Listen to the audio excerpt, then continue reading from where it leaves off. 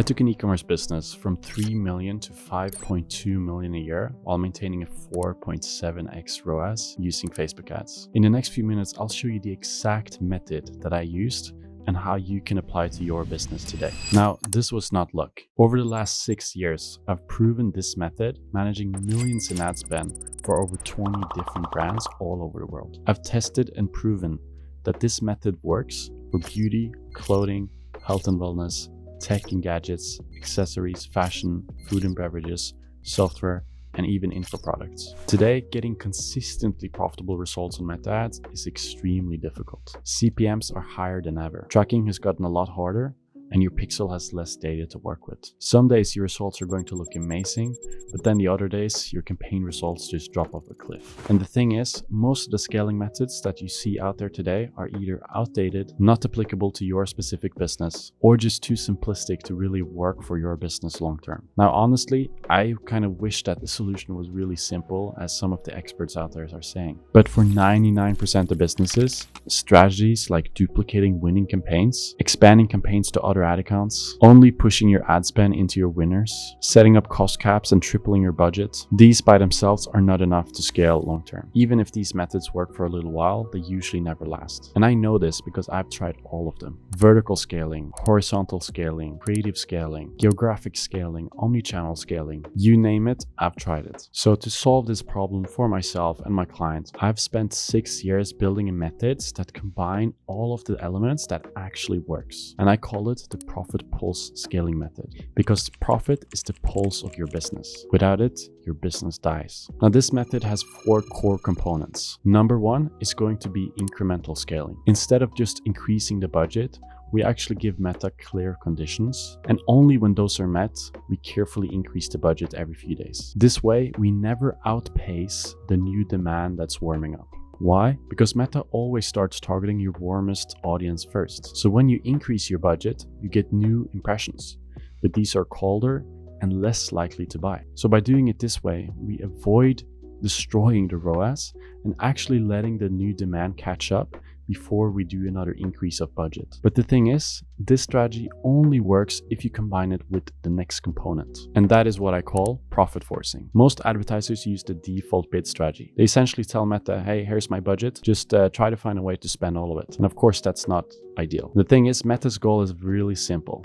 Make you spend as much money as possible. But your goal is, of course, spending that money profitably. So instead of using the default bid strategy, we actually use cost control bid strategies. So either a ROAS goal or a cost per result goal. And in some cases, we would even use a bid cap. Now, if demand isn't ready, Meta will not blow up your budget. It will now protect your profitability. And that's exactly what we did to get these results, as you can see here. When you combine incremental scaling and profit forcing, you only scale as your audience warms up and is ready to convert. But here's the thing though, most advertisers can't use profit forcing properly. That is because Meta's predictive model sees it's unlikely to actually be able to hit that profitability target. So it scales down your budget. And sure, now you're hitting your ROAS goal or your cost per result goal, but you're not getting enough sales and you still can't cover your fixed costs. You're not profitable overall. Unfortunately, I found a solution to this problem, and it's actually one that I haven't seen many people talk about here on YouTube. And it's the third component of the profit pulse method. It's what I call priority alignment. The thing that I see a lot of advertisers get wrong is that Meta's priority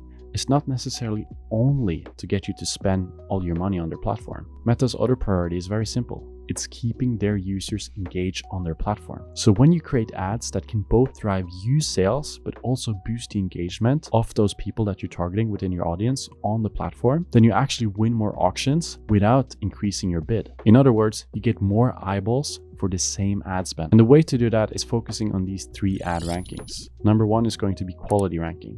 This is just the overall quality of your ad. Number 2 is engagement rate ranking. How likely is your audience to engage with these ads?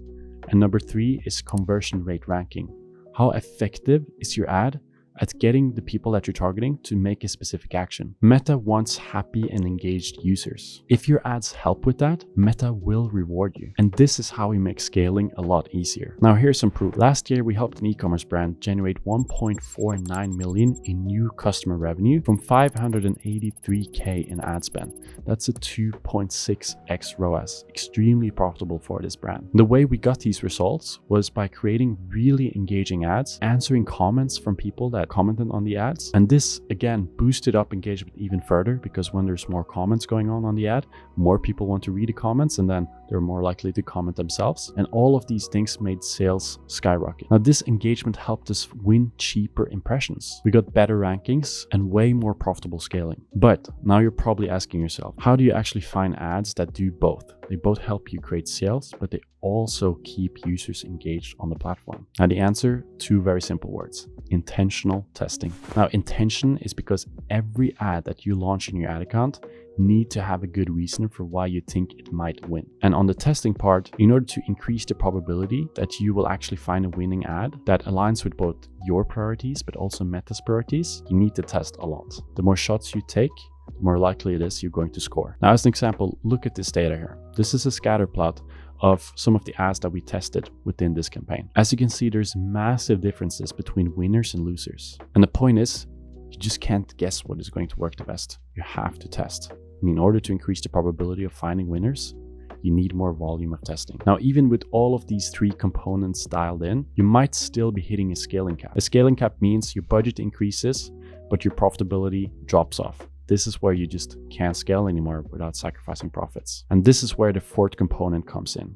This is what I call the promo scaling strategy. Instead of pushing hard on the evergreen campaigns, we launch fresh promotions. That means a separate campaign to the evergreen campaign. And this is what I see most businesses miss, because new offers have high urgency if you have a time limit on them. And they can also have a higher perceived value if you put them together properly. And this creates more action from your audience. So more people are going to take action immediately on your offers. And this is a big opportunity I see a lot of businesses miss. When you launch new offers and you put a time limit on them, you create more urgency, and you can also package them in a way that increases the perceived value of these offers. And this all leads to more people taking action on your offers. So you can put together welcome offers, and you can put together new bonuses instead of discounting them. And also when you launch these, you freshen up your marketing, which gives more engagement to your audience and more people are taking action. So when you look at your year-to-year sales, try to figure out where it makes sense to add in promos to lift sales in the lower periods and capitalize even more on the good periods that you have throughout the year. And this is a way better way. Instead of forcing more ad spend into an evergreen campaign that just isn't really that effective, you can actually be way more effective freshening up your marketing by having throughout the year promo campaigns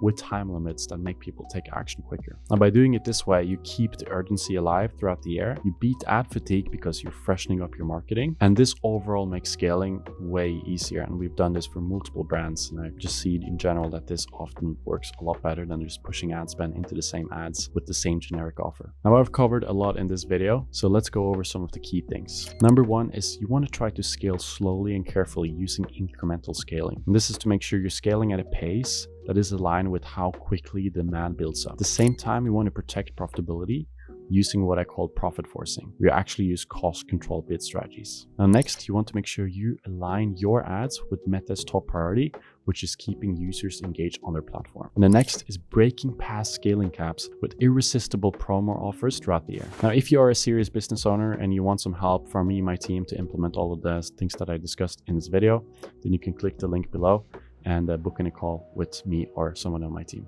Now, thank you so much for watching. I hope you got some value out of this video, and I'll see you in the next one.